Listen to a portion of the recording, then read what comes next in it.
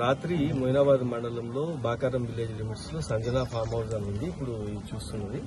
దీంట్లో illegal activities జరుగుతున్నాయని చెప్పి ఇన్ఫర్మేషన్ రావటం, అప్పుడు రాజేంద్ర జోనల్ ఫోర్స్ కొంత మొబిలైజ్ చేసి ఎస్ఓటీతో సహకారంతో ఇక్కడికి వచ్చి రైడ్ చేయడం జరిగింది.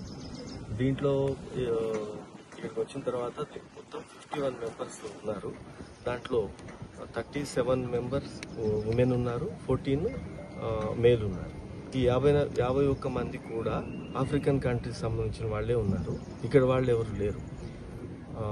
దీంట్లో ఎక్కువగా 34 మెంబర్స్ ఉగాండా వాళ్ళు, కెన్యా, లిబేరియన్, తర్వాత క్యామరూన్, ఇట్లా డిఫరెంట్ కంట్రీస్ నుంచి ఇక్కడ వీళ్ళందరూ ఐడెంటిటీస్ అయి చూడటం జరిగింది.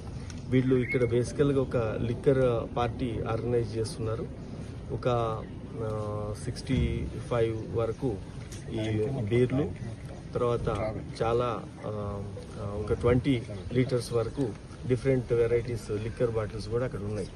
వీళ్ళు ఎవరు కూడా ఈ పార్టీ ఆర్గనైజ్ చేయడానికి పోలీస్ పర్మిషన్ కానీ ఎక్సైజ్ లైసెన్స్ పర్మిషన్ కానీ ఏం తీసుకోలేదు. దీంట్లో అదే వయలేషన్ దాని కింద, సౌండ్ పొల్యూషన్ దాని కింద, వీటి మీద ప్రాథమికంగా ఇప్పుడు మనం కేసు రిజిస్టర్ చేయడం జరుగుతూ ఉంది. ఇప్పుడు ఇమిగ్రేషన్ వాళ్ళకి, వీళ్ళందరూ కూడా అదర్ కంట్రీస్ వాళ్ళు కాబట్టి ఇమిగ్రేషన్ ఆఫీసర్స్తో కూడా ఈ ఇన్ఫర్మేషన్ షేర్ చేసుకోవటం, అది చెకింగ్ జరుగుతూ ఉంది. ఎవరు జెన్యూన్ ఉన్నారు, ఎవరు జెన్యూన్ కాదు, ఎవరు ఓవర్ స్టేయింగ్ ఎవరైనా ఉన్నారా, వీళ్ళందరూ.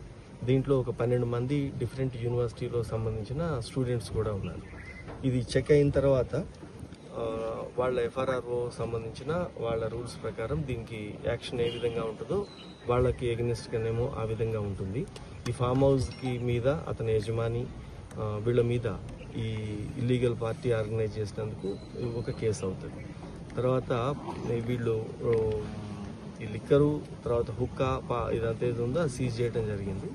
ప్లస్ వీళ్ళు ఏమన్నా డ్రగ్ సంబంధించింది ఏదైనా ఉందా అనేది ఇప్పుడు ఈ ఇమిగ్రేషన్ అయిపోయిన తర్వాత డ్రగ్ టెస్ట్ కూడా చేస్తారు వాళ్ళకి. దాని తర్వాత